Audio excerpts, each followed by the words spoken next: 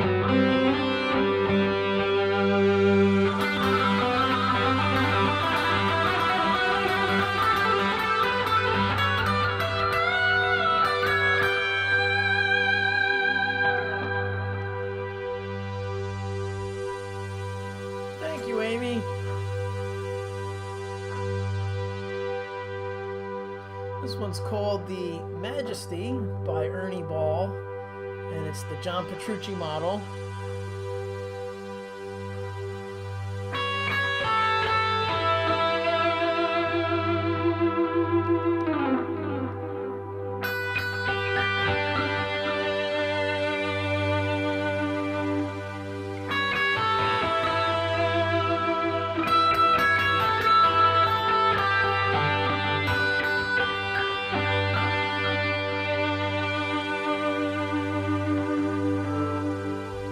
Archie, yes sir, Music Man.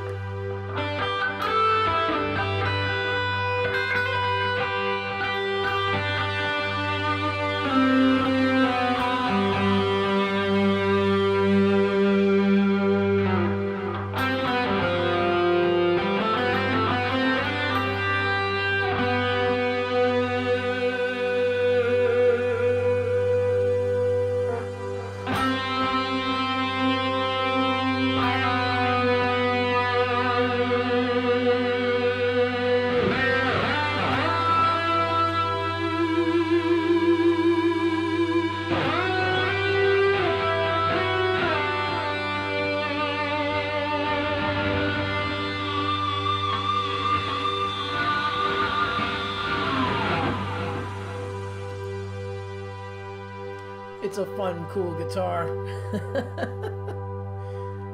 Yes, Dwight, what's going on? Music Man. Yes, sir, it's a Music Man.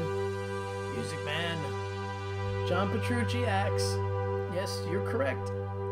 It is a Ernie Ball Majesty.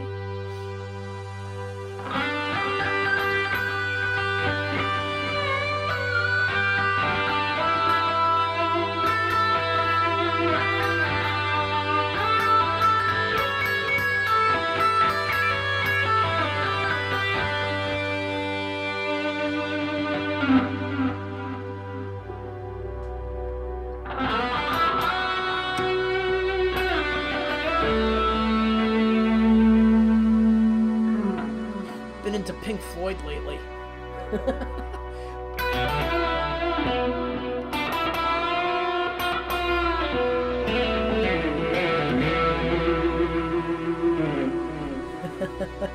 At first, that's what I thought he was saying too.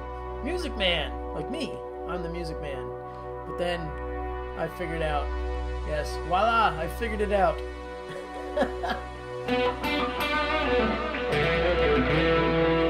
Let's see. Mike Plays Bass is in the house. Hello, Mike. Thanks for being here. And Wendy's saying hey to Archie. We have Dwight. Hello, hello, hello. Thanks for being here. Scott C. Haley, thank you. Thank you.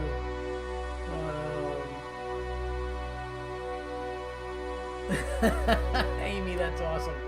I love watching just to see what you're going to be playing. That's cool.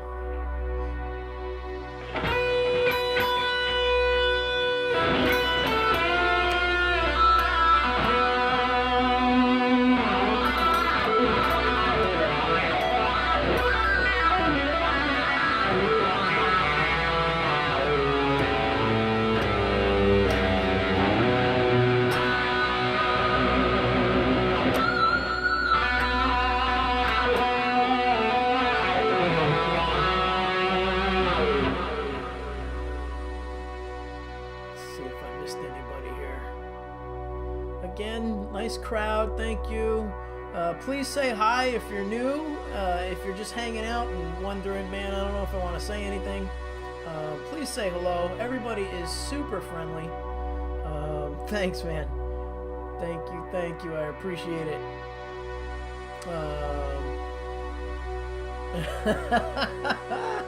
That's hilarious.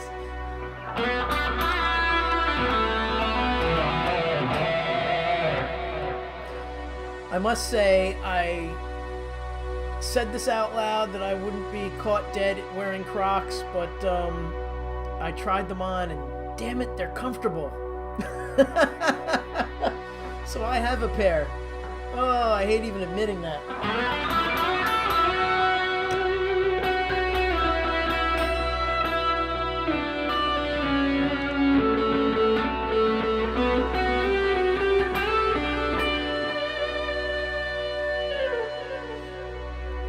So they're comfortable, they're awesome, and they stink for playing guitar because they're too wide at the front and I hit all the buttons at the same time. So now I'm back in sneakers.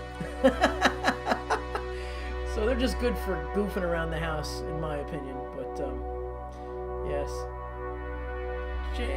Jamie here. All right, tools, cars, and guitars. I love that. Jamie. That's so cool.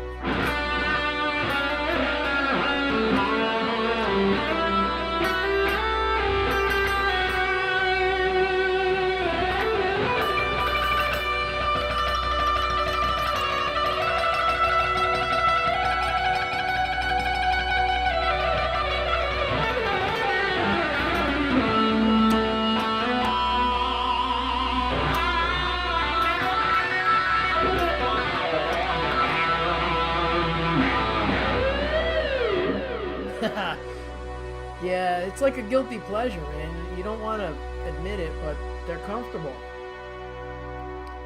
They are comfortable. Mike, what's going on? Thanks for being here. Appreciate it. If I missed you, please say hi again, because sometimes the software puts people on hold for some reason.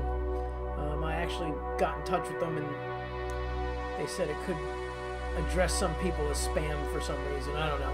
But right now we're broadcasting to YouTube, Twitch, and 2 Facebook accounts. So I'm getting all 4 platforms comments in one thing. I try to explain that every time, so if I miss you, I'm sorry. I'm looking at a lot of stuff at the same time. Oops, let's go here.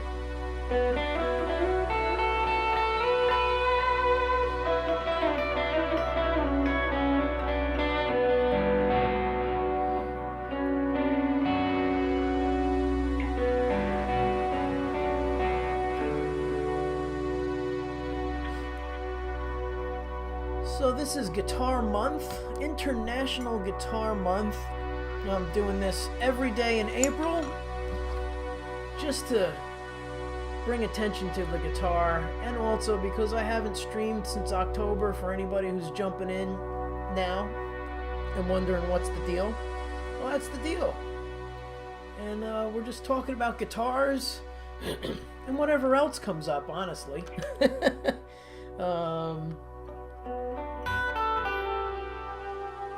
And it's been fun. I really appreciate everybody. We're at day 20.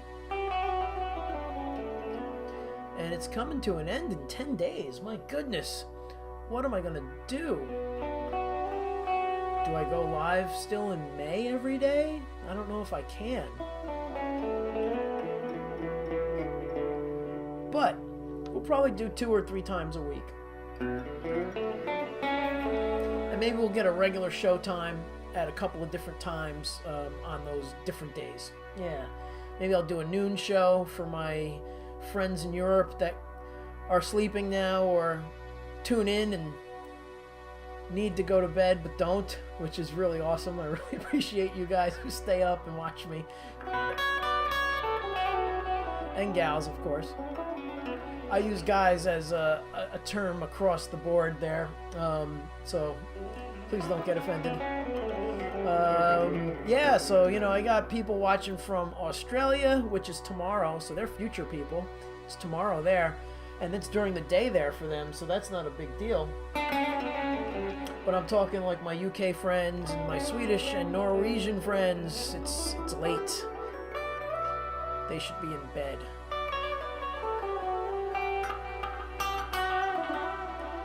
Yeah, right. It's only 6:45 p.m. for you. So that's good. Got different time zones. I had people watching from Turkey the other night. I couldn't believe it. I was like, what? That is so wild.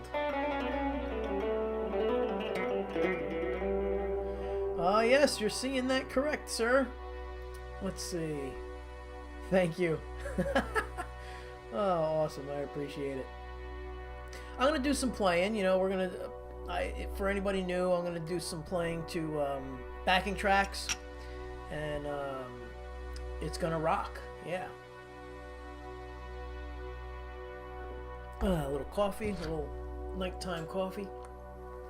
We also talk about some guitar type facts and little trivia things.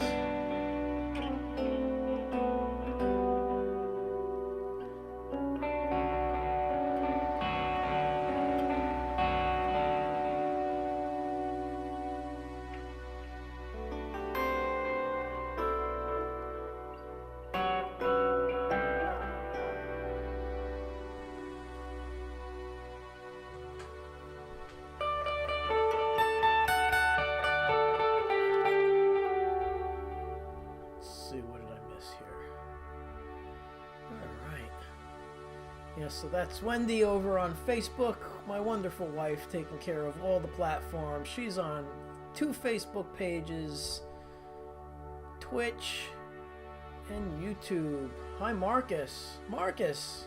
Where is Marcus? Let's back up. Back up, back up. Oh, hey, there he is. I see me a Petrucci model. You do! It's a Majesty 6, and it's a BFR. Is that right? Or is it BFR? Ball Family Reserve. Yeah, that's it. I forget what number it is. They only made a few of these, 120 or something like that. But another ridiculously accidental right place, right time deal for me. So...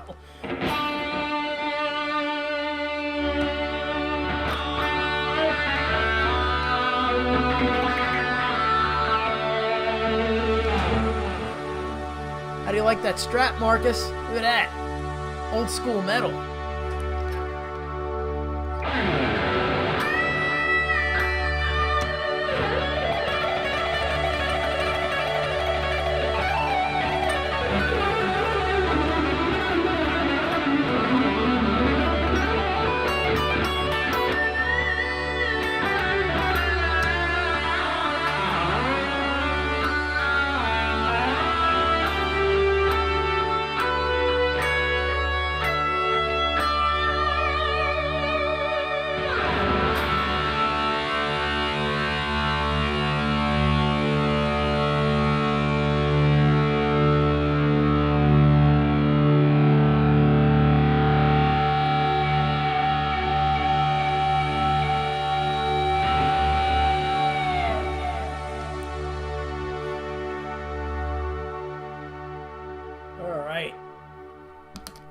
Little fade out, end it shreddy.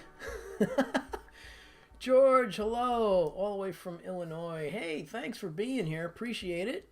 Let's see who else is hanging out. Some more comments are going by. Any Dream Theater? Oh, man. I haven't played Dream Theater in years. Let's see if I could actually remember. Let's see. Let's get out of here. Go here. Go to this guy.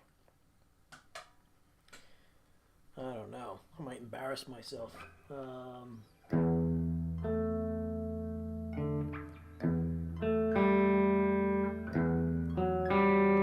We need lots of reverb and chorus and stuff for this song, though.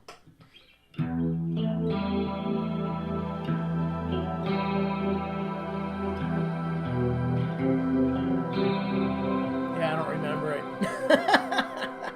Oh, man. Such a great tune.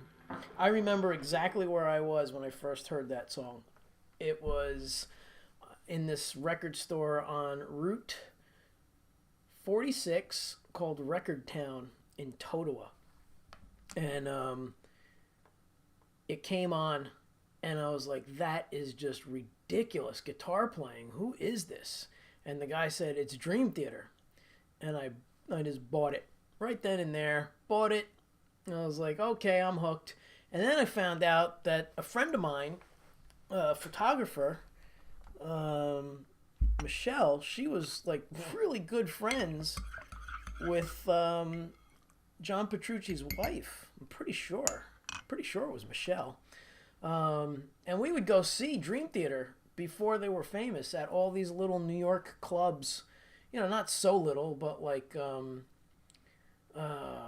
man, I can't remember the clubs now. The Marquee, I think, was one. Some of the bigger venues. And we would get to hang out with them pretty often. It was cool. Then they got famous. And that was that. But yeah, they were all cool guys. I would go and, like, the first show I went to, we were like right up close. And after hearing the album, I knew what I was in for guitar-wise. But watching John Mayung play bass was like a whole different level of bass playing. So I wound up like really paying attention to him and Portnoy on drums. It was just like, wow, these two guys are locked in super tight and ridiculous. And that was a lot of fun. And then Michelle got to do a photo shoot with John for Guitar World magazine, I believe. And what they would do is they'd have a picture of the artist that was featured that month with their gear, and they would give away everything that person used. So they set up in the Guitar World warehouse, I believe. That's where we drove out to. And it was one of those things where Michelle called me. She's like, what are you doing tomorrow? And I'm like, I'm teaching. Why? And I always hate that. Like, what are you doing tomorrow?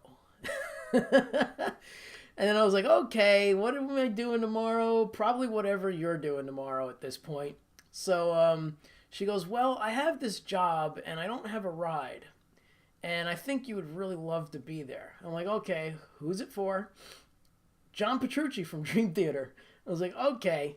So I drove out, picked her up in New York, and we drove to maybe Long Island. I think that's where Guitar World was.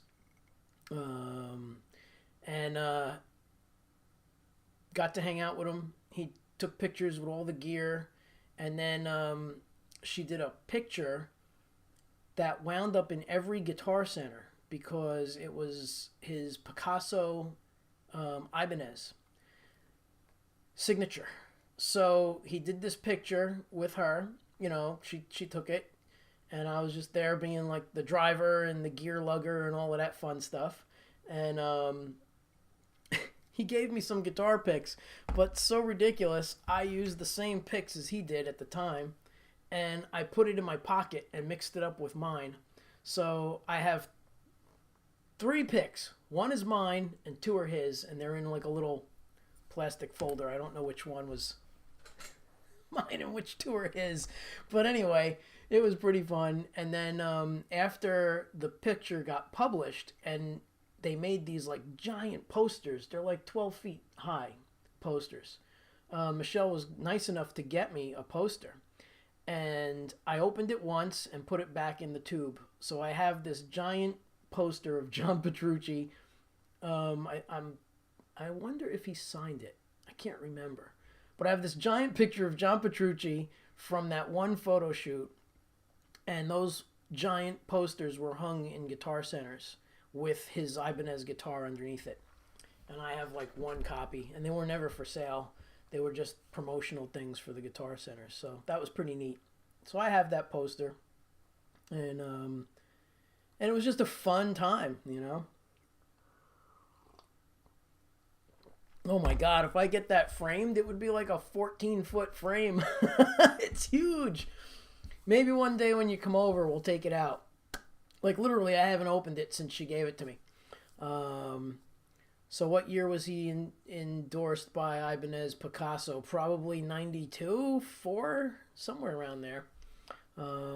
Let's see. I missed some people that jumped in, and of course, you know, I'm just chatting away. So let me say hello to everybody. Questions, yes. If you have a question, put my name in capitals and or a Q with a colon and then my name in capitals. Anything to make it stand out, because like I said, I'm looking at a ton of comments go by, even though maybe on your platform there's only a few, but I'm getting them all. So it's a little tough to see. So back to Mike. Any Dream Theater? Not really, but I had a story. Actually, I have a few stories because we went to see them often in the city, which was awesome. Can't take out that axe without a little. Yeah, I know. All right, here it is. Tools, Cars, and Guitars, which is Jamie. Can you talk about how you break down a new song by ear? I did it today with the new Foo Fighters song Rescue. Yeah, you know what? Maybe we'll just do that song. However, I've been asked to figure out that new Extreme tune. And if Jim is here, he'll really be annoyed. Or happy that I figure it out. Then he can play it. But let's see. Yeah, so basically what I do is there's a few things. First, you have to determine whether the song is tuned down or not. Now, just guessing from, I guess, let's say, track record of Foo Fighters, there's a good chance it's tuned down, a half step, and then there's another good chance that there's a drop D in it. Usually when I figure out songs, I don't play anything that has a tremolo bar because I'm figuring out the tuning, and then I come back to my favorite acts once I figure out the tuning. So let's visit that in a second. Did I miss anybody? Let's see. Tim. Yes, I missed Tim. Hello, Tim. Good to see you. Oh, and I missed Cousin Mike. Made it onto Twitch. Hey, thank you. Cool. Oh, there's a lot of comments that I missed. All right, so Kadir, hello. I'm just gonna try and say hi to everybody real quick, and then we're gonna get back into into your comment. Yep. Anybody else? Anybody else? All right, cool. Hey Janice, thanks for dropping in. Definitely appreciate everybody who's here. All right, so now back to Jamie's tune and question.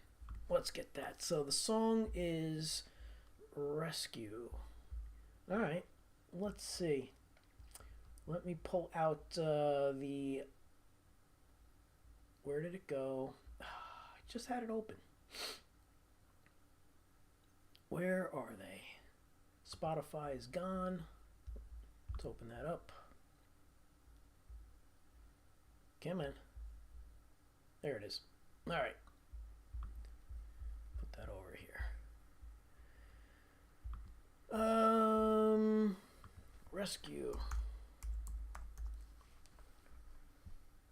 It's Rescued. Rescued?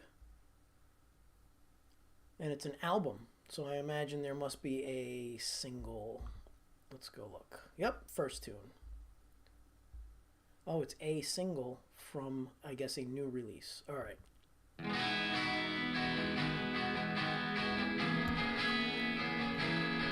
Oh, he's got all kinds of crazy chords going on. You picked a real good one. It came out of flash. It came out of nowhere. It happened so fast. And then it was over. Are you thinking what I'm thinking? Is this happening now? How you feeling? So off of the A, he's got some doing some octaves.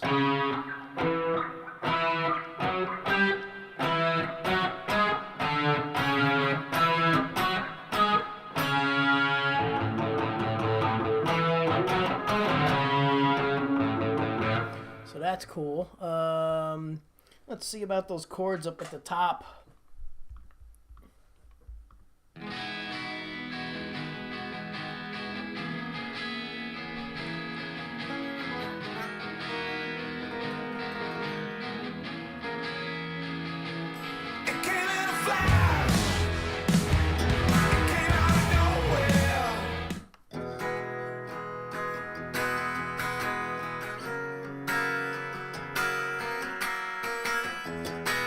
Something kind of like that. You know, and if I was to do this like for real, I would basically go through it with a fine-tooth comb and try and get everything.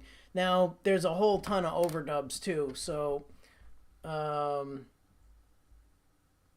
know he has definitely two guitar players. You know, he plays guitar, so that's how they get such a big sound. And sometimes he'll even tune to an open tuning where he'll just use one finger and the guitar is tuned to like an open E. And then when he plays open with no fingers, it sounds like E. And then he'll one finger it for all the rest of the chords. So sometimes you can't get the exact chords that he's doing in standard tuning. But yeah, if I was going to do this, I would really, you know, break it down in sections. So that beginning part, I would just put it in a loop. It's not rewinding. Why aren't you rewinding? Go back.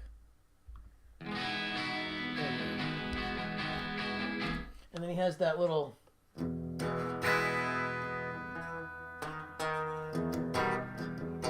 So that sounds like it's an open thing to me.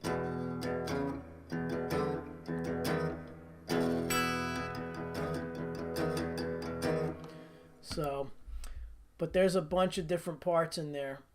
Cool stuff though.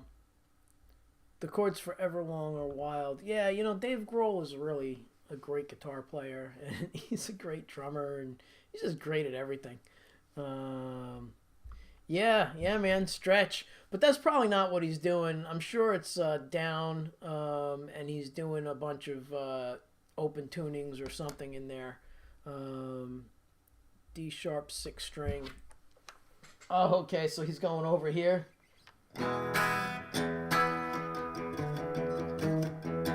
So yeah, I mean, there's probably a ton of different ways to figure it out. Um, but if there's a video, it would be best to look at that and just see where his hands are. He usually doesn't fake it when they do videos. He's pretty much where he needs to be, which is cool. And thanks, Mike. Good to see you. How many roots? All right. Yeah, so next thing I would do is just isolate what the bass player is doing and then really try and figure out where the progression goes. So from what I heard before, it was kind of like, and then he went to A, and then off to B, back and forth, and then he had that cool octave thing going on in the, I guess that would be the pre-chorus, I think. Let's see, I didn't hear the whole song, so let's see what's next.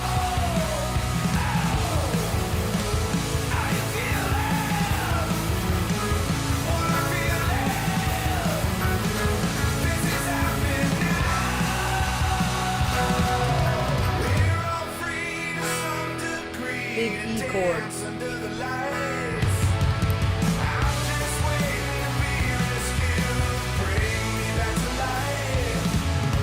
Yeah, it's cool. Great tune. Could tell already. They're just awesome. Switch to YouTube. I like it better here than Facebook. Hi, everyone. Awesome, Archie. Thanks.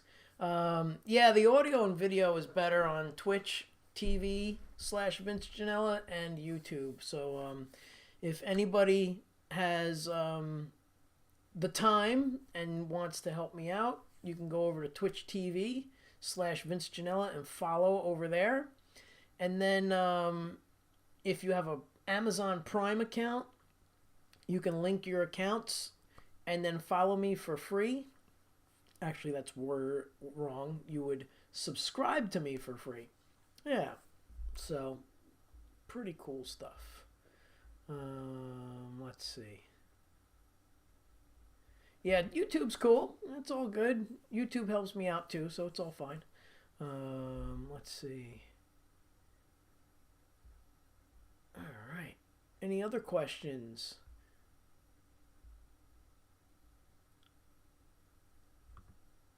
I'm in Betofa, stranger in a strange land. Let's see. Let's see where it goes from there. Oops, come on.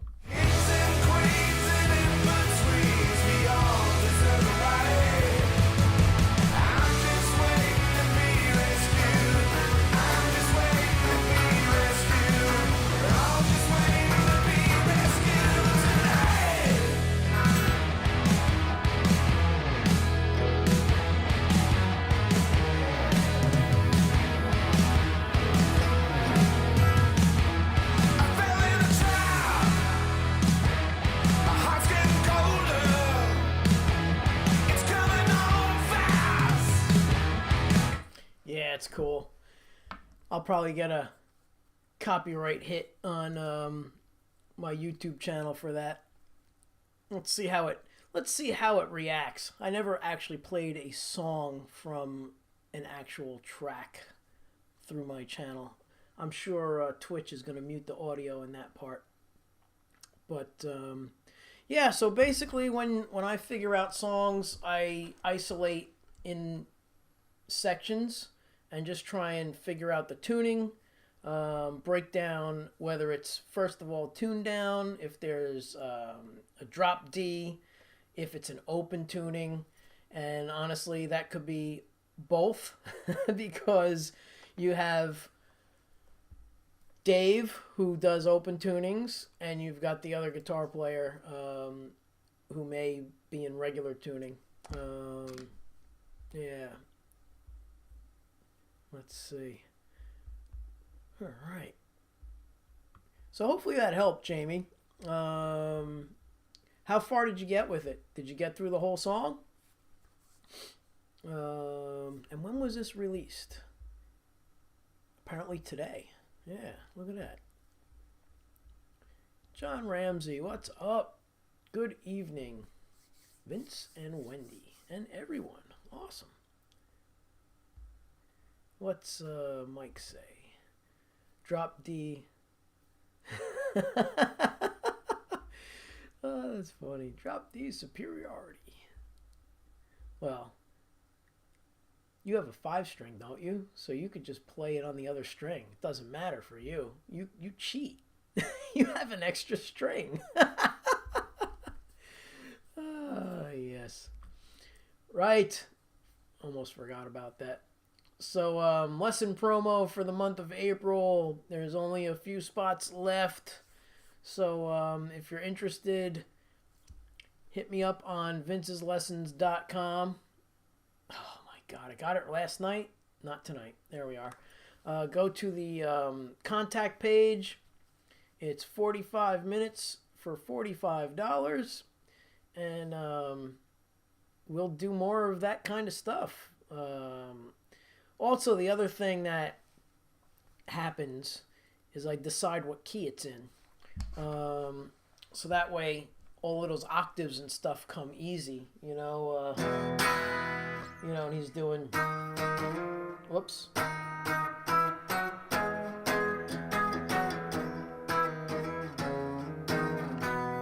So to me, that's E. And I teach people how to figure all of that out, of course. Let's see, what does Janice have to say? I want to go live on Twitch. It's hard to stream with your is it hard to stream with your computer? Well, honestly, everything that I have as far as audio goes is definitely not easy if you want good audio. There's a thing called the Roland Go Mixer, and you can use it with a USB cable that you have to buy separately. I'm pretty sure. Yeah, because the one that it comes with, it's made for phone streaming, so you could just stream directly to the app through your phone. That really stinks, trust me, because for you to see me full and me to stream on my phone has to be like 3 feet, 4 feet away. And then there's no way you could read comments or see anything. So then you have to open up another thing and kind of watch your own channel to see the comments go by. So with the USB adapter, I'm pretty sure it's a micro to regular USB 3. You can plug it into the back of your computer, get a microphone and your guitar, and have a nice direct sound. But honestly, like everything that I've got going on is rather involved.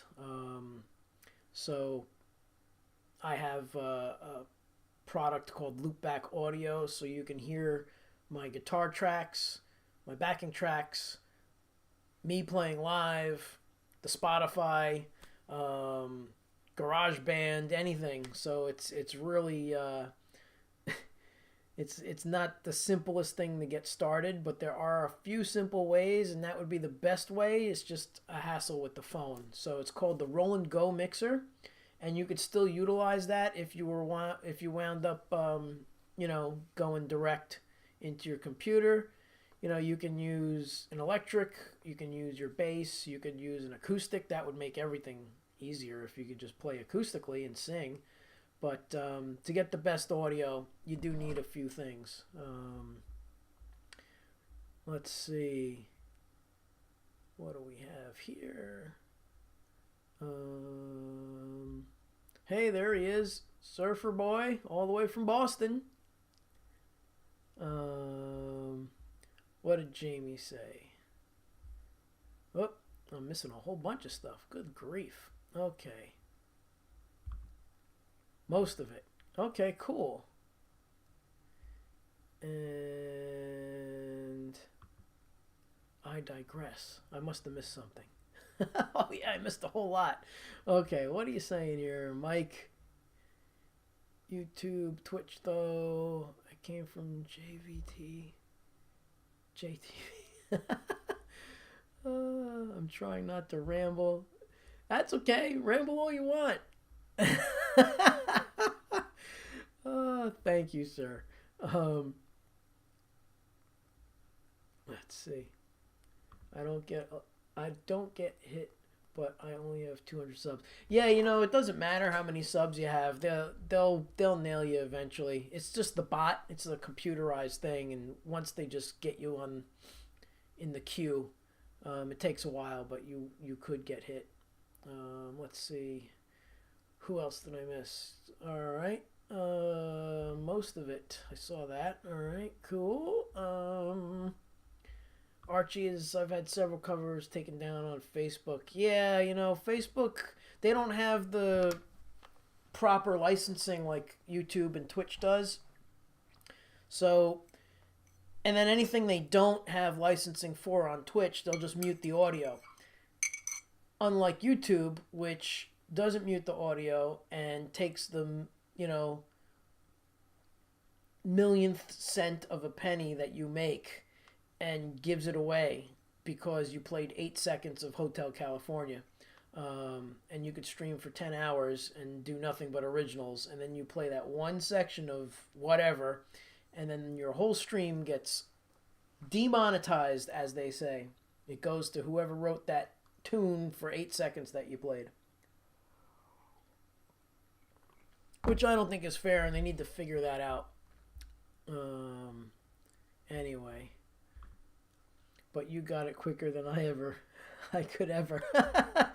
Yeah, well, that's what I do. So I just, music comes easy to me. I was fortunate when I was a 2-year-old that my grandmother would play the piano by ear, and she would kind of play like ear training games with me. There was no YouTube and there was no internet, so there was no distractions. So, things to do. Play outside, which I was 2, so that wasn't happening.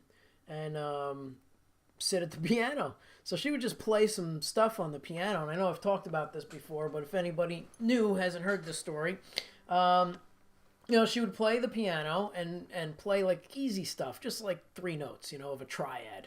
She would just play something like a C triad. And I'd have to sit there and find those notes. So I would play like every note until I found one. And when I found it, I'd be like, yeah, that's it. That was one of them, right? And she'd say, yeah. So usually it took me a while at the beginning to find the notes. But then after I got used to hearing it, she would play stuff. Then she got slick. And instead of playing like a C triad like this, she'd flip it around. And then I'd have to find the notes, and it was like, ooh, that's kind of sounds the same, but it's higher. And then she'd do it again, and it would be even higher. And then it would be even higher. And then higher.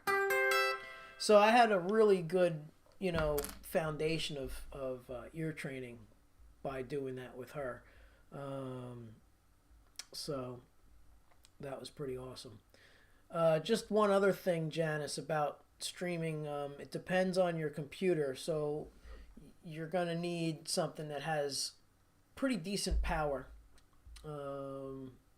That just popped into my head for some reason. Let's see. Mike says, yeah, but certain songs, most Tool plays easier with a dropped E dropped as opposed to fretted. Yeah, because you got those notes that just ring out, so you really need to do the tuning thing. I'm a typical guitar player. I can find the key easy and chords, notes not so much. Okay. By ear usually. Cool. Hates weird tunings because of that. Yeah. Weird tunings, like when you have anything that's not in the normal, it messes with you. Trust me. Yeah, man, the Music Man tonight. Figured I'd go different. There were a couple of requests for it over the past week, so I figured I'd pull it out and bring it out to everybody tonight. I've brought it out before. It's such a great guitar. It has a lot of options, this thing. So right now, I'm in the bridge pickup. And then we have bridge and neck.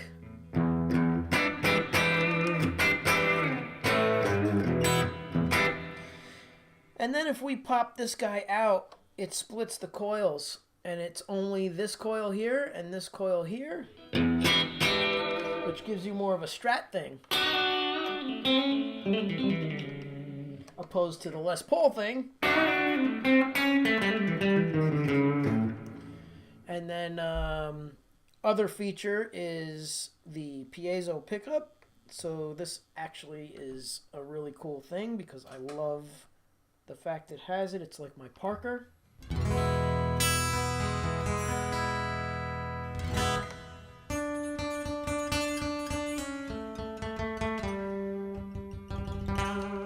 It has that acoustic vibe. You know, it's not an acoustic guitar, but for me, I like one thing when I play gigs, and that's smooth transitions. I don't like picking up guitars because we usually go from one song to the next. And if there's an acoustic tune, I just use the Parker piezo, and it sounds great. And then the other thing that this has, which is really cool, all of these knobs are push is what they call it. And this is a booster, which is nuts. So here's clean. And now if I put this boost, it's a 20 dB boost. It's like a distortion pedal inside. It's just a clean boost, though. It just hits the amp harder. So if you're on a lead sound, it's like a sustainer.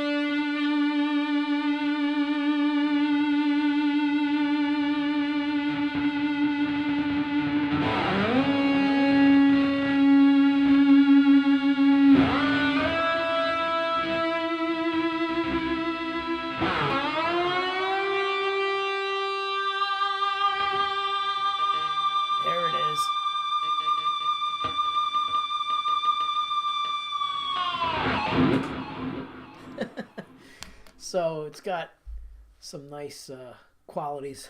And of course, it's a neck through. So it's no heel, which is my big pet peeve on guitars that have terrible heels and you can't reach smoothly up to the upper register. Yeah, so what else is Michael saying? Where is he?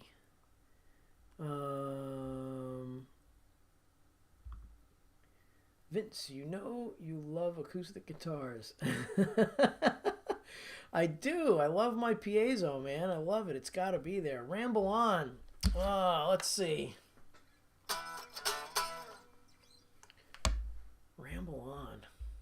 And I don't know if I've ever learned this song. I don't think so.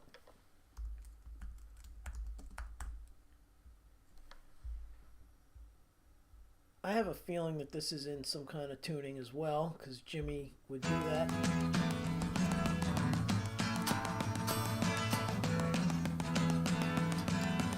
That E?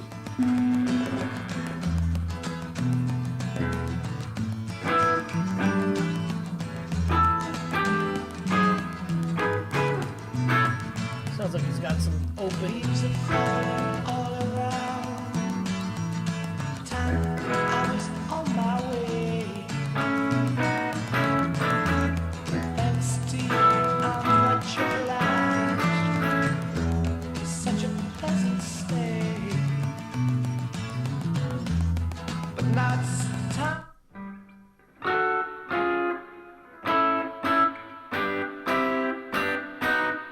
I don't know. There we go.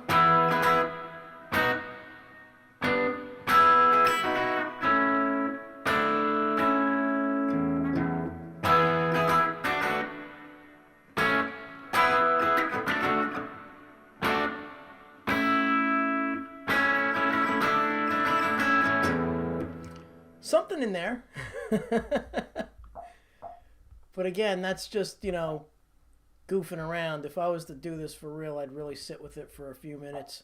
And again, like, the best thing to do also before you tackle learning something is to listen to it for like a day, like literally over and over. If you can hear it in your head, then you can play it, or at least try and figure it out, and figure it out easier than if you're just sitting there cold, like, I want to learn this song, and then you just grab it and start listening to it.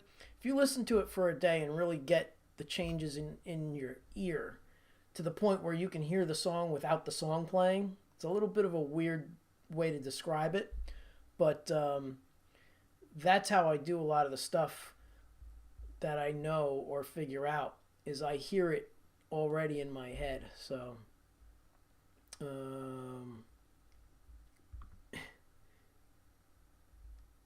let's see. So that's when your musical journey started. Yes, yep.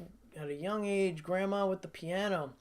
And then around 6 years old, I got really sick and wound up in the hospital for a weekend. And my dad brought his guitar. He had this nylon string acoustic. And he brought that for me to just noodle around with. But it was huge. It was a nylon string. I didn't know. I was just making noise on it, and maybe like a few months later for my birthday, they got me my first acoustic, which I think I showed you guys the first or second night.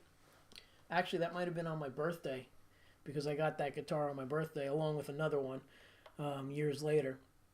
But that was probably on the birthday show, which was April 4th. And again, thanks for all the birthday wishes. My God, it was like going on for like 3 weeks. All right, so let's see. What is Mike saying here? We also changed my pic on Twitch to that pic with the stuffed animal in the dingwall. Yes, that thing matches your bass, man. It's hilarious. That is very cool. All right, so let me work my way through some of these comments, because I see there's some new people popping up.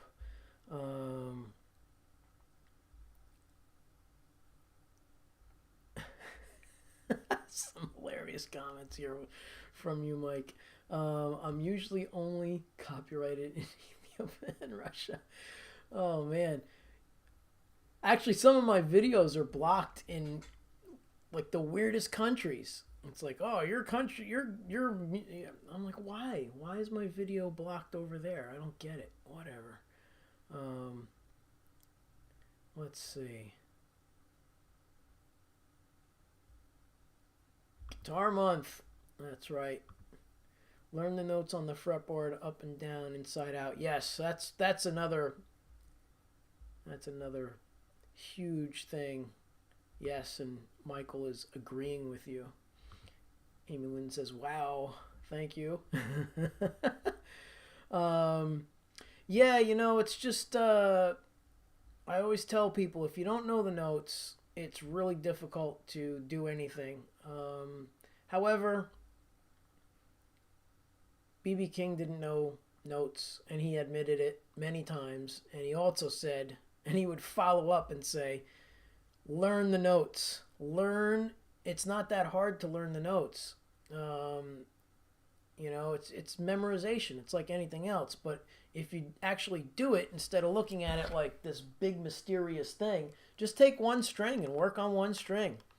And then once you get one string, move to the next string and work on it. I have a whole system that I'm putting together. It's going to be a course, and it's going to be on my website for learning the notes on the neck. And it's going to be a course where the work is dripped out over time, because people tend to rush through things, and there's no rushing through it. Like, you have to do the work. If you don't do the work, you're not going to learn it. And I'm not giving you a refund because you didn't do the work. That's what it comes down to. So, people have to do the work and put in the time in order to learn the notes. If you don't give it a chance, you're never going to learn the notes. It's just that simple. There's a lot of key things that you should know, which on this guitar is really not cool to show you, but you got to know at least the dots on your guitar, the note names for those on the 6th string. So 3, 5, 7, 9, and 12. You know, that's G, A, B, D flat, and E. Like, you got to know those. And then from there, you start figuring out other notes. If you could do that on every note, every fret that has a dot, you know, you'd be so much further along. And that really will make a difference in everybody's playing, whoever does that, you know. And then you could just pick random notes. Like, a lot of those chords, when you're playing high up,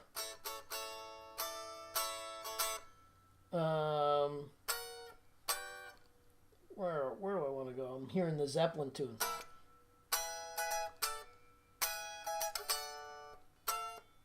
Come on, what's the next chord?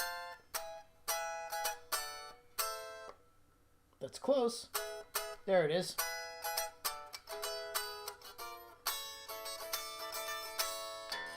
So I had it in my head enough. So now just sitting here talking to you guys, I got that part. Is it exact? Maybe. I know he's using a 12 string, so that could be a little bit of a distraction because this is higher up. Whoops, too high now. All right.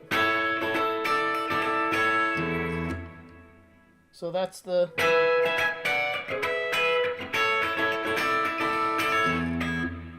So that's pretty much it. E. Whoops, it'll help if I look. E, D, E. So these are different inversions. So that's what he's doing.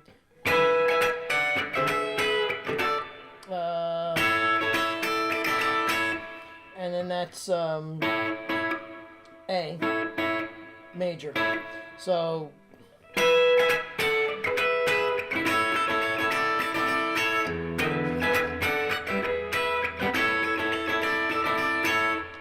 that's close, you know, but if again I was to figure it out for a cover band, I would definitely make sure I was doing it right. Let's see, some other people jumped in.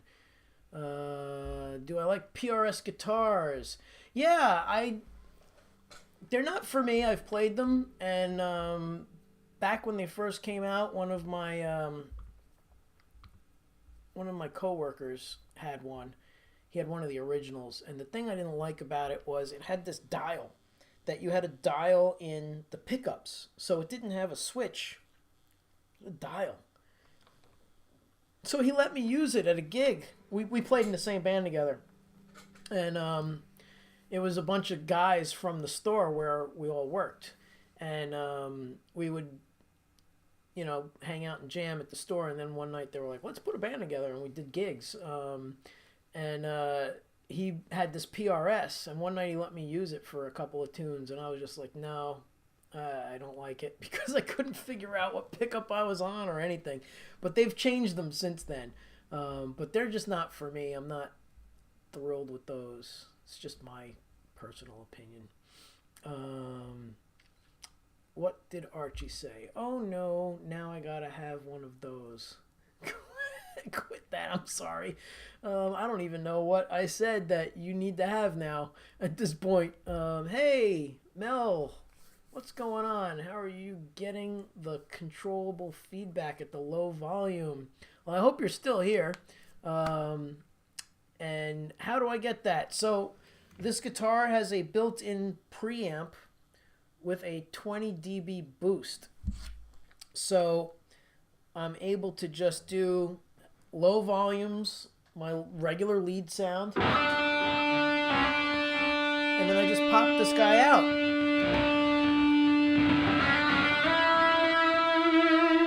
And it just goes forever. Get that nice, there it is.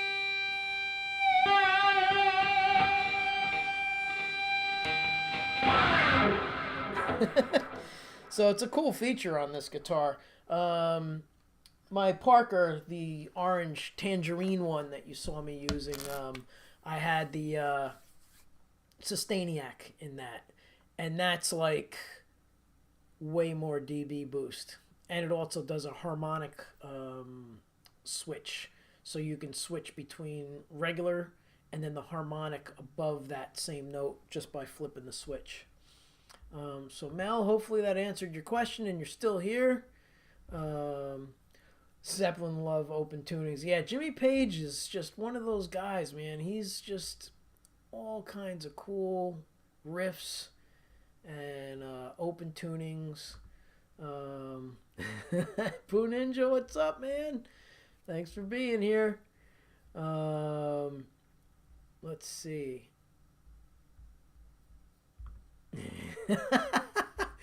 Oh, that's great. Let's see. I have to go and mod a stream. Okay. Thanks for being here. Probably missed you from before. That's a comment from a while ago. Let's see. Maria. Hello, Maria. Hope you're good. Thanks for being here. Let's see. Mod means moderator for those unfamiliar with the link. Oh, thanks, Mike. Yes, sir. Referring to Janice. Brett, what's up, Brett? Your favorite guitar, man. If you're still here, you're probably like, I hate that thing. They are... It's a great guitar. It really is. I know, Brett, you were soured because yours wasn't staying in tune, and I'm really not sure why. If you got a lemon or if there was something up with the tuning machine heads. But I have 3 students now that I've turned on to buying this guitar, and I've set all 3 of their guitars up, and they're all great, and they're all a little different. One has a Kinetic Blue from 4 years ago or 5 years ago, and it feels just a little different. I think mine's a 2019. And then another guy has a Black Stealth. I forget what year his is, but his feels a little different than mine as well. And then one of my other students just got the new one. I forget what it's called, but it's like the charcoal one with the shield looking thing, and that feels a little different, and the machine heads are different.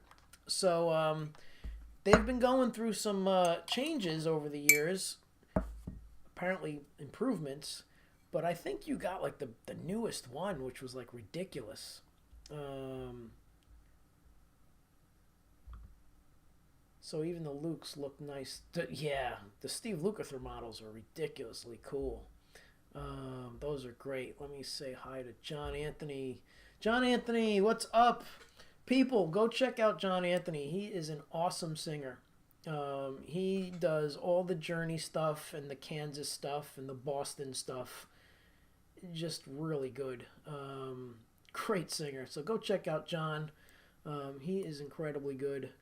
He has a band. They play mostly, I believe, out in Long Island area. So go to his YouTube channel and then check out the band from there. I think his channel just has videos of him singing. I don't remember.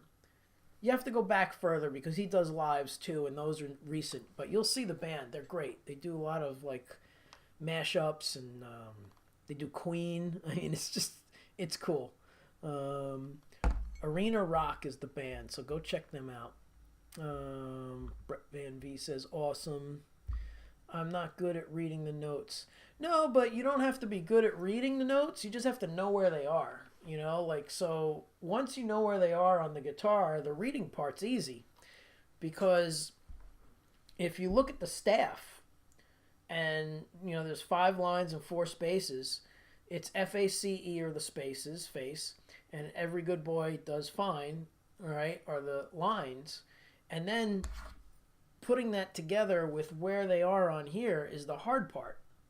So I find that if people learn the guitar neck first, at least the first 5 frets on every string, then when you get to reading in the books, it becomes much easier. Because when you're doing both at the same time, that's really tedious. You know, you're trying to learn the notes on the page, and then you're trying to figure out where to put your fingers to play that note. if you knew them on here first and then you tried reading, I bet you would do way better. So let's see. How do I feel about Wolfgang Van Halen, of course? How do I feel about a Wolfgang? Well, if you're referring to the guitar model, I think they're awesome. I've had students that had those, and I've set them up for them and played them, of course. They're awesome. And if you're talking about the actual dude, he's ridiculous. He's another one of those, like, Dave Grohl guys. I mean, he plays everything on his album. He played everything, and he sang. So you just can't get more talented than that. It's just off the charts. Yeah, PRS got rid of that rotary. Yeah, bad idea. Dude, that was ridiculous. It was a great playing guitar. And I just thought, like, this is pointless. Like, I can't play a gig with this thing. And again, that was years ago, so I have no clue how they are now. Yes, I'm here. Thanks. Cool. Awesome. I'm glad you're still here. Glad you're still here. All right. Let's see. I've heard good things. Awesome. Cool. Sweet blue guitar. So I have a guitar that I want to show everybody. It's kind of wacky. We'll talk about that in a second. I just want to make sure I got everybody here. Play a riff from my favorite Satch tune. Ugh. So I don't really know much Vai and Satriani, and that was a purposeful decision because I didn't want to really learn too much stuff of theirs and be accused of sounding like them or exactly like them. But unfortunately, I do get that, which is a great compliment. I mean, I love it. If anybody thinks I sound like Steve or Joe, that's amazing. And I totally appreciate it. And they've totally rubbed off on me, but I never really figured out many of their songs. I think I figured out Satch Boogie when it first came out, which I also remember the first time I heard that. There's a local radio station to North Jersey called WDHA, and they were playing it while they were reading the weather and traffic. So I called up, and I was like, who was that? I'm like, why are you talking over it? I'm like, can you play it? And they actually did. They took my request and played it live, like instead of in the background. But they used it as a backing for their weather and traffic. I was like, that was slamming. Who was that? And they're like, oh, it's this new guy, Joe Satriani, but you know, it's instrumental, so we don't really play it. I was like, you got to play that. I want to hear it. So they played it, which was really cool. WDHA, they're an awesome channel here in North Jersey. So let's see. Man, I don't even know if I can fake remembering that.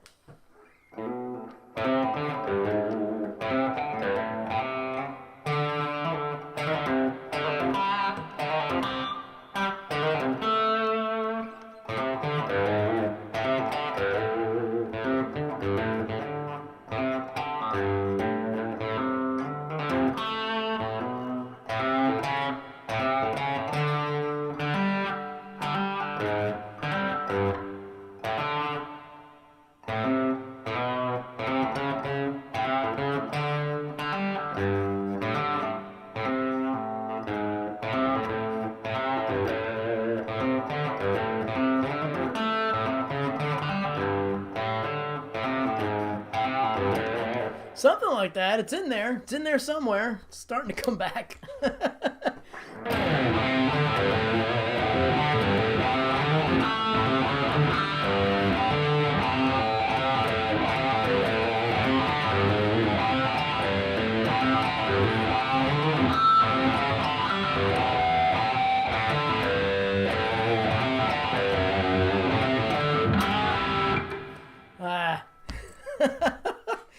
But that's as far as I'll play because I don't remember it. Let's see.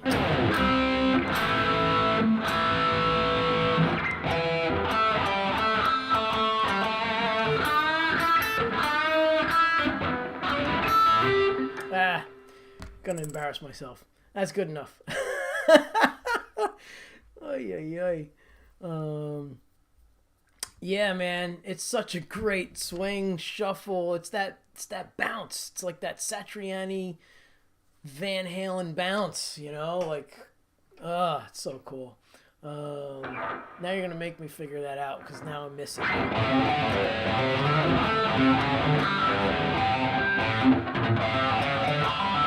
That's it.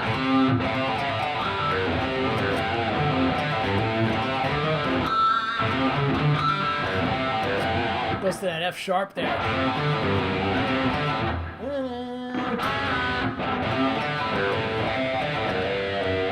That's such a great tune. All right, we have some new people dropping in, so let's say hi to them. Satch Boogie Main riff is great. Yes. My Wolfgang is back. I wish it had a little red kill switch. Oh yeah, the kill switch. Man, maybe I'll show you that guitar tonight. So, my grandfather, a million years ago when I was a kid, I wanted to get that Randy Rhoads stutter when he uses the kill switch on a Les Paul. You know, kind of like this. Let's see if I shut the acoustic off. People get this that are guitar players, but for the non-guitar players, there's this cool little trick that Randy Rhoads used to do. Because the Les Paul has 4 knobs, he would shut the one knob off and get that kill switch sound. But I had a Kramer Pacer Deluxe, so there was no way to do that. So my grandfather was like, oh, we can go to Radio Shack and get this little button. It's a momentary switch. And I was like, what's that? And he's like, yeah, well, the signal will pass through until you push it. So we put that on, and I think that was 1982, before there was like Tom Morello and anybody doing it.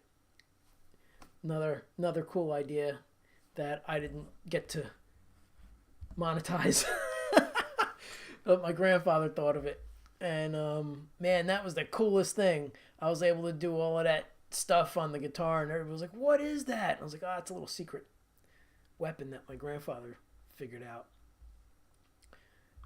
Guitar reminds me of saltwater fishing lure. Yeah, it's got that it's like that crazy metallic. They call this charred silver is the name of it. Charred silver. Yeah. Ruffalo. Ruffalo's in the house. Always with you, always with me. Great song as well. Feisty Feathers here. Hello. Very cool. How about Bad Horsey? See, that's a detuned one, so you need to drop the D. And that's, with that whole...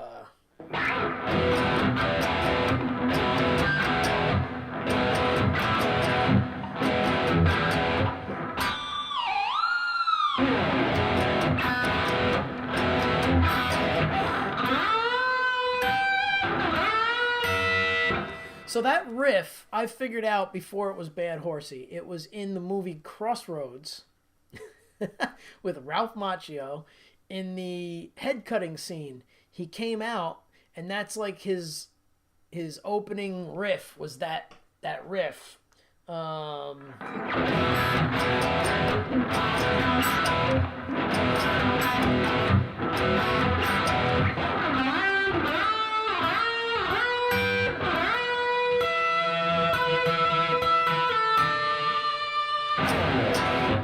That was pretty much the beginning, and then it kicks in.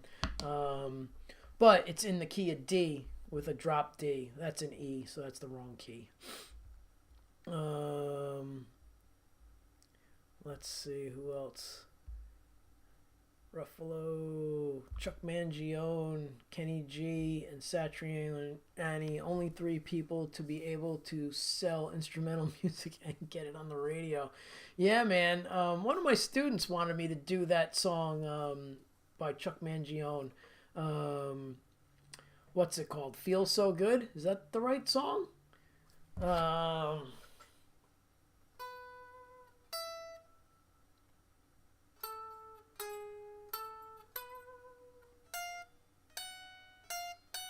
Hold on.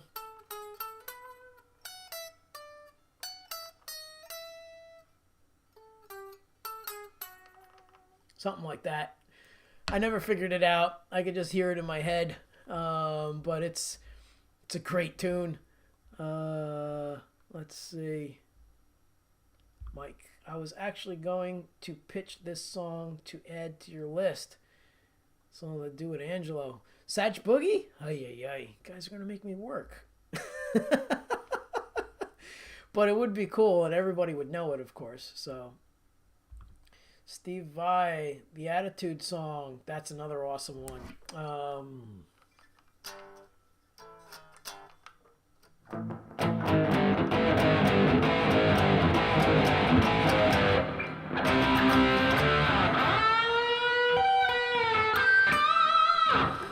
Again, just from hearing it a million times over and over, I don't even know if that's the right key, but yeah, I never really learned any of those tunes, like for real.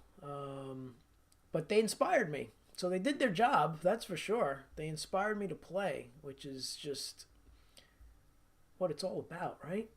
Inspiration to play. So speaking of which, I'm going to show you two guitars now tonight. I'm going to show you the Kramer that my grandfather put the kill switch in.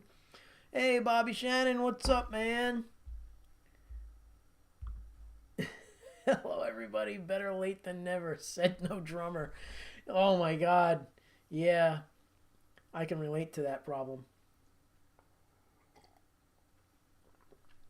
I had a drummer show up 2 hours late to a gig once. Just once. So here, check this guitar out. This was the guitar I prepared to show everybody tonight. This guitar I got as a trade from a friend who played saxophone in our cover band unofficially. He would come and sit in with us. And his name's Mike, and occasionally he drops in here. But, yeah, so Bobby's laughing. Yeah, man. Oh, it's a true story. Oh, it was terrible. 2 hours late. Anyhow. Oh, and the singer, same night, was also 2 hours late. And they weren't together. They didn't even come from the same direction. And they both had wacky stories. Anyhow. Let's see. In the realm of headless guitars, have you ever entertained any of the travel guitars, electrics? Always wanted to check out one of those. No, I haven't really checked out an official travel guitar. I know there was a bunch, and that got really popular at one point. But Strandberg just dropped an awesome guitar. So this is a Strandberg. You guys have seen me play this. They built a guitar made out of stainless steel, I'm pretty sure, or titanium. It's titanium. And Ola Strandberg. So all of these guys that build guitars like Ken Parker and Ola Strandberg, they have another love that inspired them to do these crazy building techniques on guitars. So Ola loves biking. Huge bicyclist, huge cyclist. He's really into it. Everywhere he goes, he brings his bike. And if he has a trip to Japan for the guitar company, he finds a place to bike. He lives in Sweden. He's always posting stuff where he bikes. Last week he was in LA for the NAMM show, posted stuff of biking. So he's always into biking. So he teamed up with a bike builder and built a guitar out of titanium that looks like the old Steinbergers, kind of, where it's just one piece, okay? And then the wings of the guitar are attached, but there's no body. It's just the outline of this guitar. And there's this lever on the back that you move, just like you were taking off a bicycle tire, you know, the newer bicycle tires. and the lever moves, and you could fold the body in on itself, and then it's just this middle section, and that's it. It's gonna be the ultimate travel guitar because it folds down, and you can literally just take it in like a little bag. It's incredible. So pretty awesome, and it sounded great. They had someone wailing on it, of course, in the at the NAMM show. What would you say are the differences between your Jem versus the Pia? That's a good question. So I can show you. Give me a second.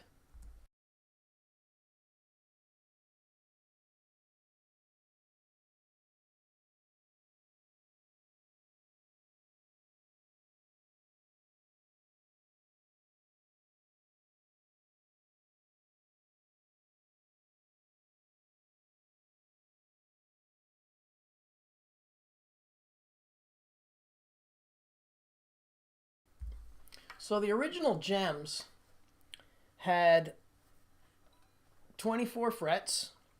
That's pretty similar. But they were very blocky, if you will. You know, they're not nicely contoured and shaved like a Strat. So this was more like a Les Paul block of wood. Okay? Except for over here, they did this like a Strat. That curve for your arm, and they also cut this out here, you know, and then they had the monkey grip. But this was the killer, was this heel. This heel starts at the 16th fret right there. So now that digs into your palm when you're trying to get to these higher notes. And then to play these higher notes, you're on the block here. Now they did cut this out better so you can reach, and the block is lower than a regular, let's say, Strat. But again, Strat doesn't have 24 frets. So now to reach up here, it's really uncomfortable. Pickup configuration is pretty much the same. So when you're in this position, it's just this guy. When you're here, it's that coil and this one. When you're in the center, it's the center. When you're in second to last, it's this coil and the middle and all the way over. So that didn't change. Locking tuners, locking, whoops, not in the frame here. Locking bridge, not bridge, locking nut, locking bridge. But this is a low profile here. This is like out of the way, and the micro tuners are pitched backward. That's the only thing I don't like about the Pia, is that they're not pitched backward anymore. However, everything else I mentioned. This is smoother. These are cut nicely. This is a deep cut here. So you could see that right there.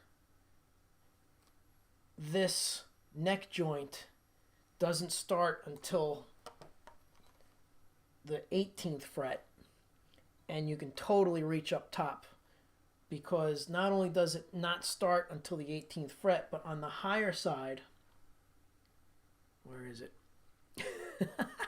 On the higher side, it doesn't start, there we go, it doesn't start until like the 20th fret. Okay? Is that 19? 19, and that's, yeah, so it's about 20, yeah, 20th fret. So you can get really high up. This might be a little more, and this is cut out also a little nicer. So it's pretty cool. Another incredibly cool feature that every guitar on the planet should have is magnetic backplate. 2 seconds. I need to adjust something, take it off, put it back on. If I know that there's a song, like a Jimi Hendrix tune, Jimmy would do this trick all the time.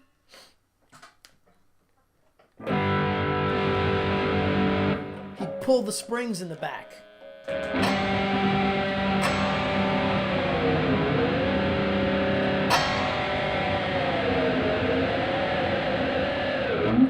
So if there was something that I knew was like a crazy song and I wanted to do that effect, I could just pop this off and put it on the back, you know, on my pedal board or on top of my Axe Effects, and then put it back on when I'm done. So that's the main differences. Again, these aren't kicked back as far, so sometimes if you are accustomed to putting your hand here, it's going to bother you, but I'm really used to keeping it away from here because I came up on the Floyd Rose, and the Floyd Rose, it was literally like right there. So you'd have to really get used to not hitting them on the Floyd Rose. So I hope that answers your questions.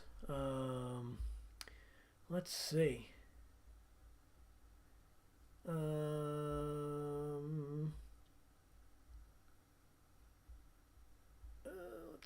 Let's see. Differences of the gem. Okay, we're good there. And then, yeah, like the Yamaha silent guitar. I don't know that one. I'll have to check that out. Cool. Both gorgeous looking guitars. Thank you, Bobby. I love the Pias. They play really nice. This is Wendy's. I stole it from her. Sorry. I'll give it back eventually. But this is definitely not mine. It's so cool though. I mean, look at the pickups. You guys see that? The etchings. Hey, I see you. Look at the etchings on the pickups and the fretboard. That's just really wild. So these are stainless steel frets, which are not on the original gem. So that's something else that I'm not too thrilled about. I don't really like playing guitars anymore that don't have stainless steel frets because they just glide. It's like such a smooth feel. It's really awesome. Let's see.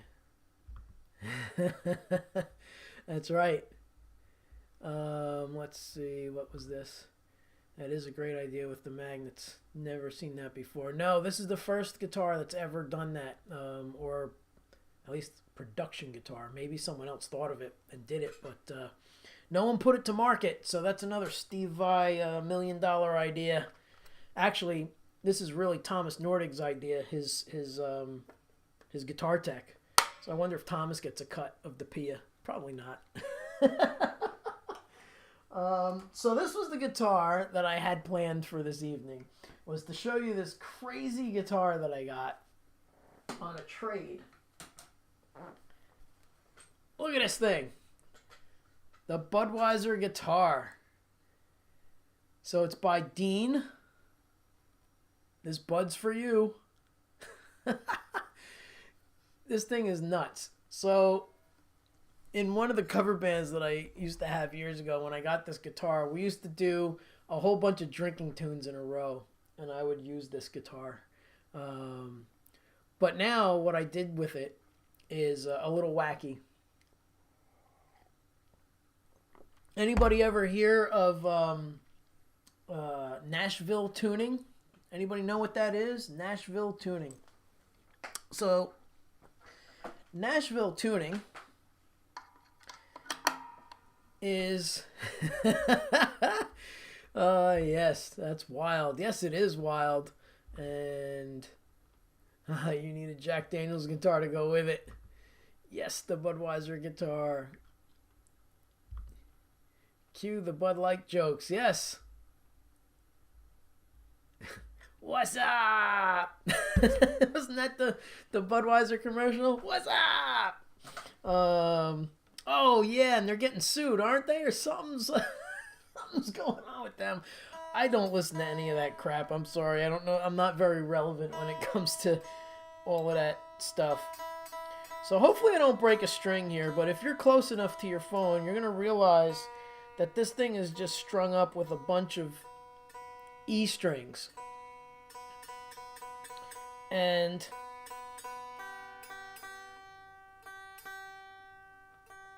oh, please don't break.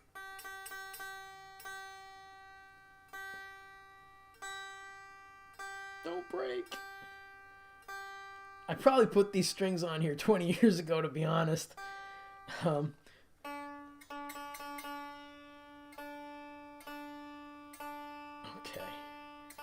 good. Nice.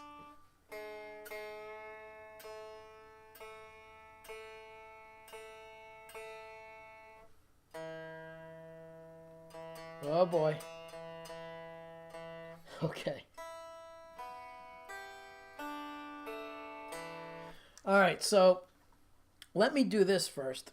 Let's tell the story, and then I'll tell you about why I have it tuned up in what they call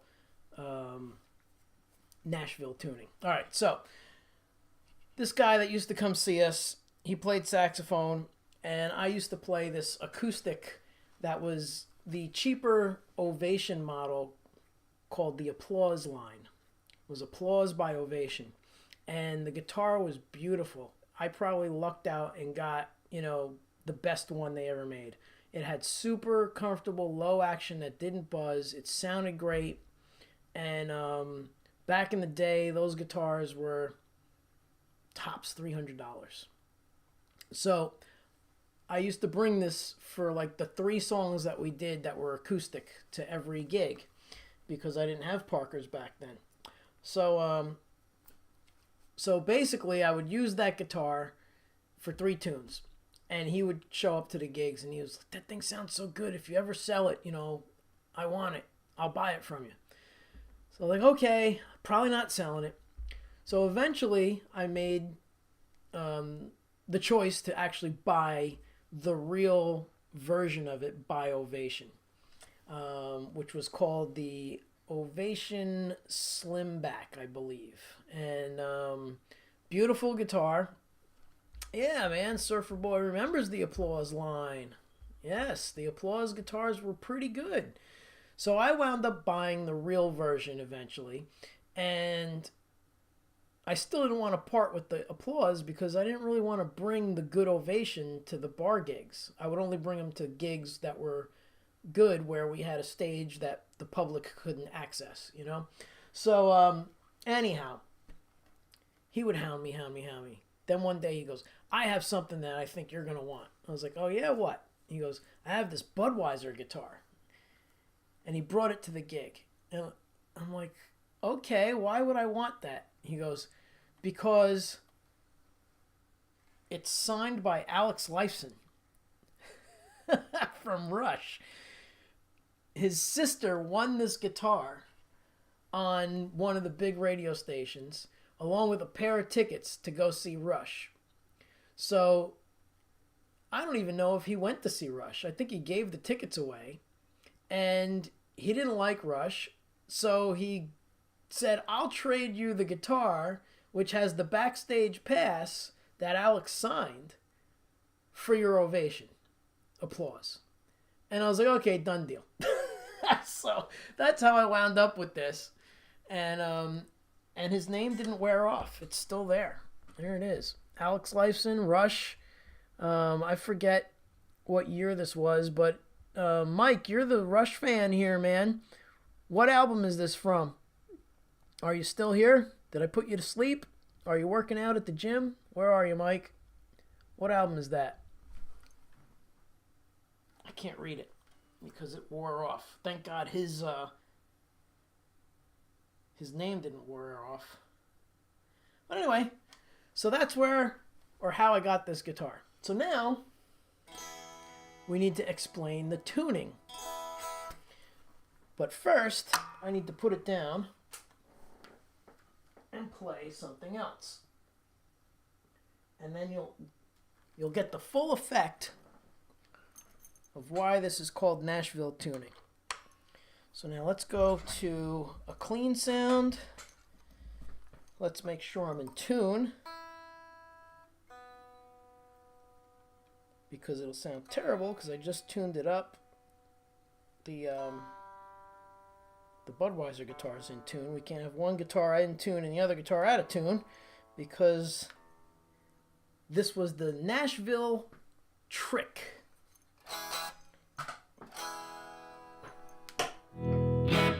Alright, so let's see if I can do this without taking too much time.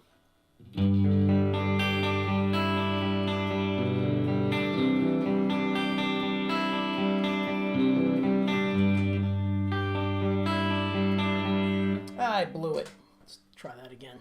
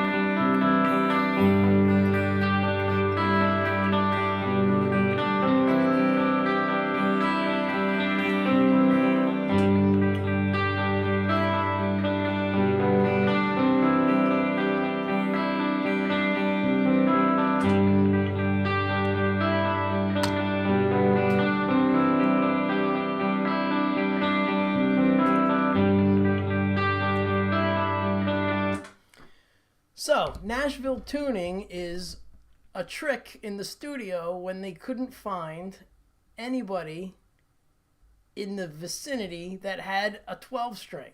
They would just rip the strings off another guitar and string it up with all E strings and tune it like the high string of a 12 string and have the guitar player double what he played on the Nashville tuned guitar. And now you have something that sounds like a 12 string. Apparently I messed up the riff on the 12 string, but you can hear that if I played it better, it would actually sound like one guitar.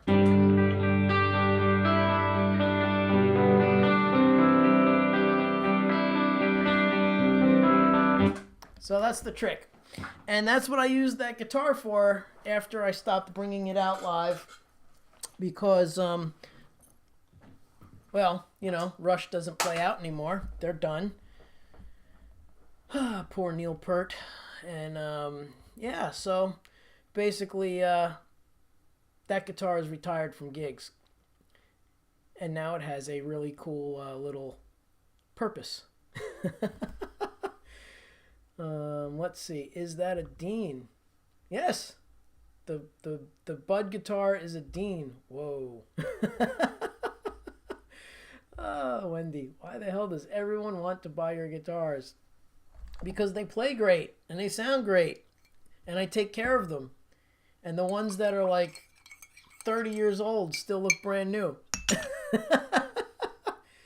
Ah, yes. All right. Yeah, probably better than a 12. It's actually more stable because you're able to tune every string really like on the money. So that's a trick that they would do in the studio. Have one guy play the 12 string part on the Nashville and then have the same guy play a 6 string part on the regular guitar. And then they would pan them. And sometimes they'd pan them maybe like right about here in the mix.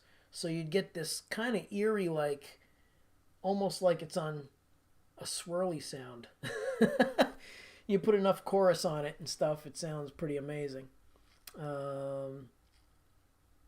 Let's see. I never knew what Nashville tuning was. Interesting. Yep, Nashville tuning. Now there's the Nashville number system, which is a whole different thing.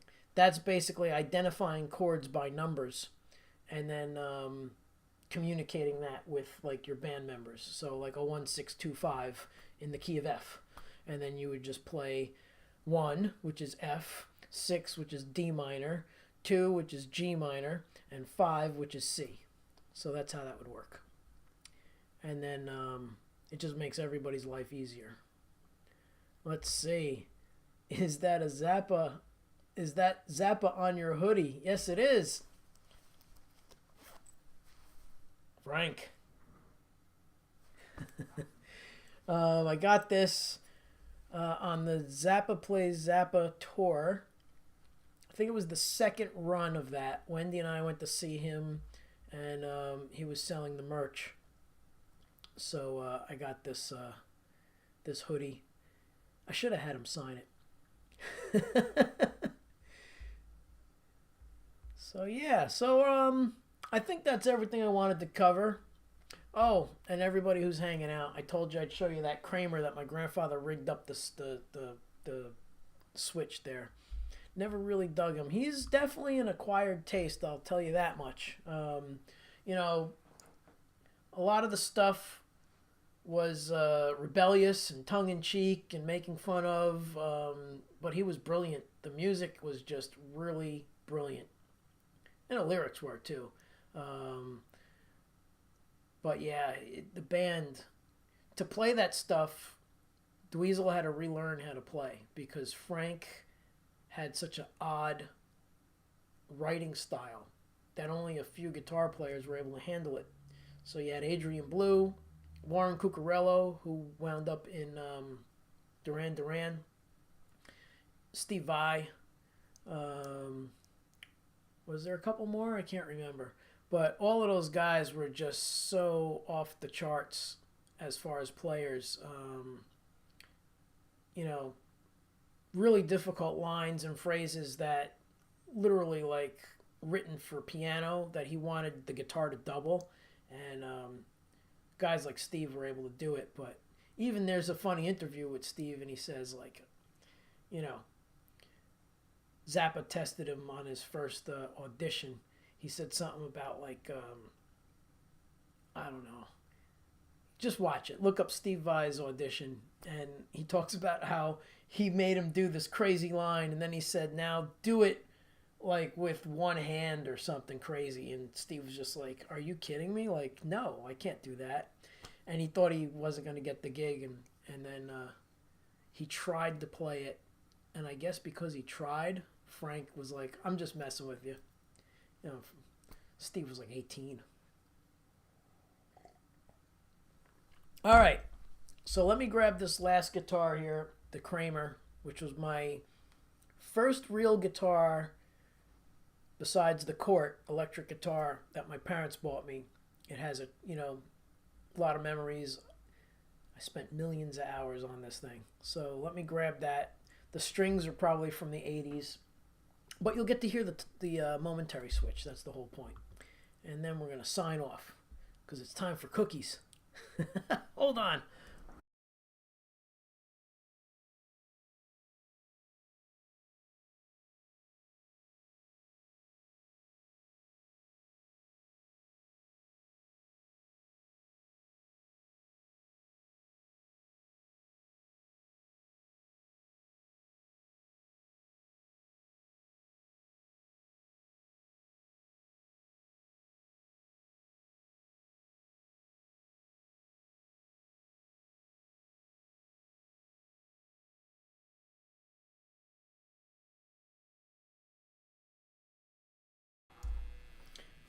All right, so here it is, the Kramer Pacer Deluxe from 1982. And I was starting to become influenced by guys like Brad Gillis from Night Ranger and Steve Vai. Hey, look at that. Larry Mitchell's in the house. What's that guitar hanging on the wall over your right shoulder? All black and spaceship-like. There it is. Oh, that's the Emerald Guitars Ultra Zone guitar. But that's going to have its own dedicated show. Good to see you, Larry. Everybody, go check out Larry Mitchell. He's awesome. He's a great guitar player, awesome friend.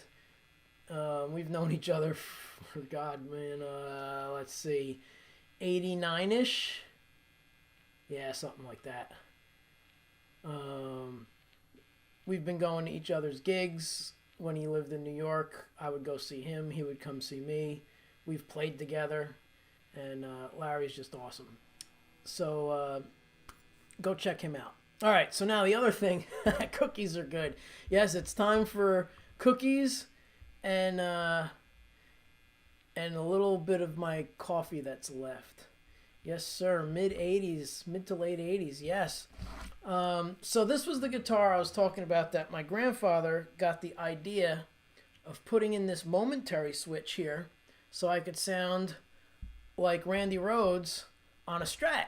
Because at the time, I did have the Les Paul Court, but I sold it to Matt, and I didn't have that anymore. Probably, no, wait, I'm sorry. I did have it, but I wanted to be able to do it on this guitar. So I actually asked my grandfather if we could put another volume knob and have the wire, when you switched over to here, just be another volume knob that I could shut off. And he said, it's too much work. He said, why don't we just put in a momentary switch? So we put this momentary switch in, and basically it does exactly, hopefully this all works still. Let's get out of the looper. Go to scenes, get me some heavy sounds.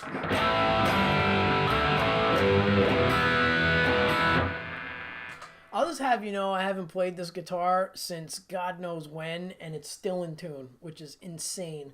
The neck is so comfortable, and the frets are worn down. I used to do my own fret work, so I filed these down. They are like Les Paul mini frets at this point. They used to be jumbo frets, and the action's so low you can't even see the strings. My favorite guitar ever is this guitar, and I have so many hours on this thing. But anyway, here's the cool effect.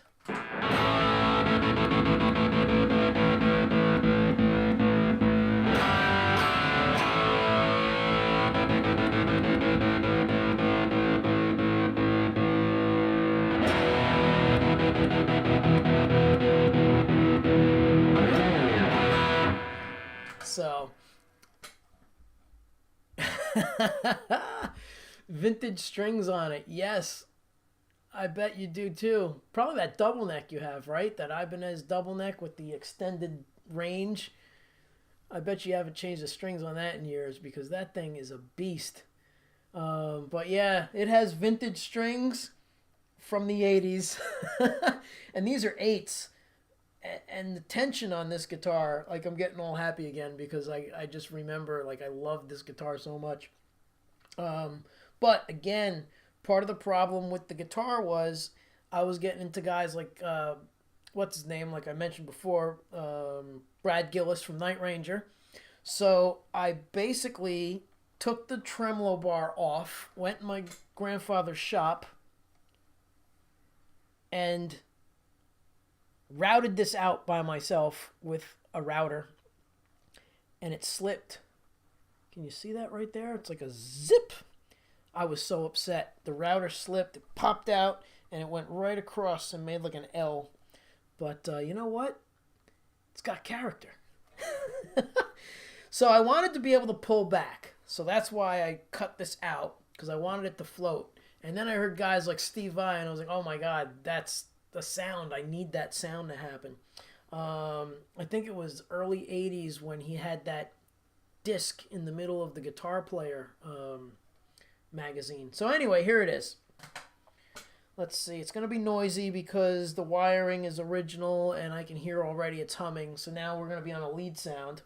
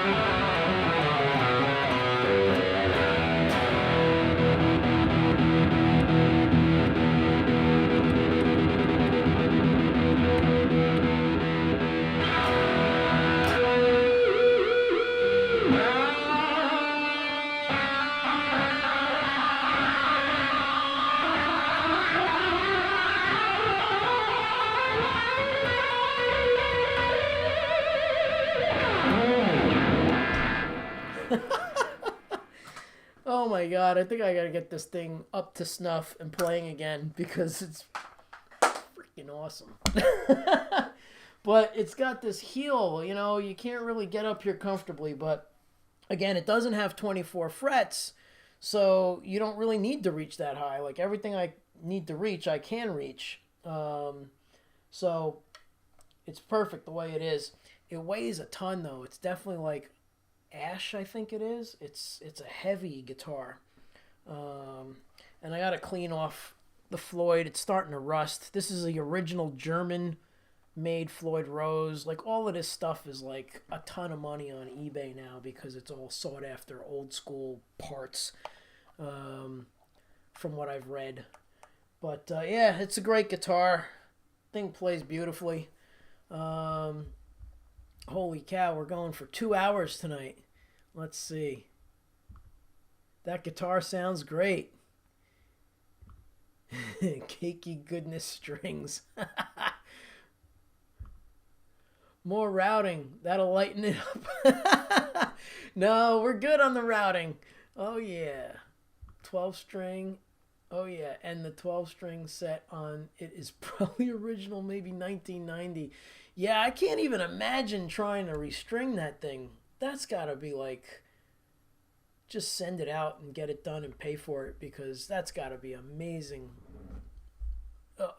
It's got to be an amazingly long job to do.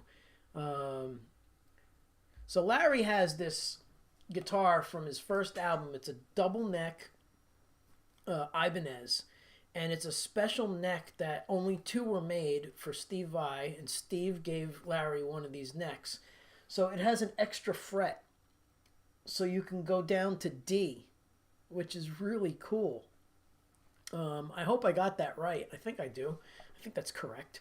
But it's a beast of a guitar, and I'm pretty sure Larry doesn't play it anymore because it weighs a ton. I think I've heard you say that before. But it's a cool looking guitar, for sure. It's a whole step down, 2 extra frets. Okay. Yeah, so it's really wild, and he wrote some songs on it that specifically have that usage of the frets. So now instead, he uses a detuner on the fractal. It was what led to the 7-string for Steve. Okay, that makes sense. Cool. Yeah, so this thing, let's see. Maybe we can pull one song out of this. See, hopefully I don't break a string. I have a drop D bridge on that Telly of mine. That's cool.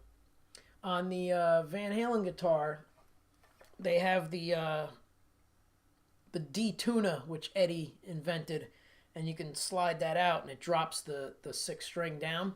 But you can't do it on a floating trem because as soon as you drop that, the rest of the guitar goes out of tune. So that's definitely not an option on this guy. But on the Van Halen guitars, I have that. Let's see here. What in the world can I play on this? This is like... So, from what I'm used to, you know, this guitar... Yeah, it sounds like it's all tuned up. Let's see. We'll do something quick. What do we have? Something quick. And then we'll call it a night. What do we have here? Something that is not going to break strings. I already have a copyright strike, I'm sure. So let's see. Or not a strike, but a flag. Maybe we'll just do a quick tune.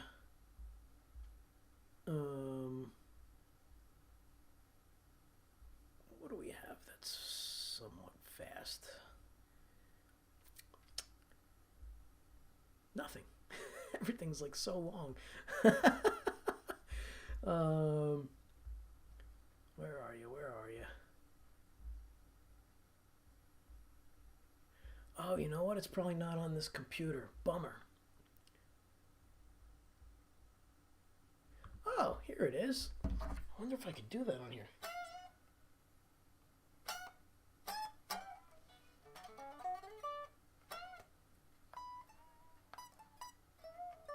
I can't. Don't have enough room. All right. We're just going to do something. I know what we'll do. This is the guitar that I wrote Funk Me Silly on. So let's do that. And then we'll call it a night. I should be able to play that song on here. All right. Let me shut off the mic and give you guys the awesome audio.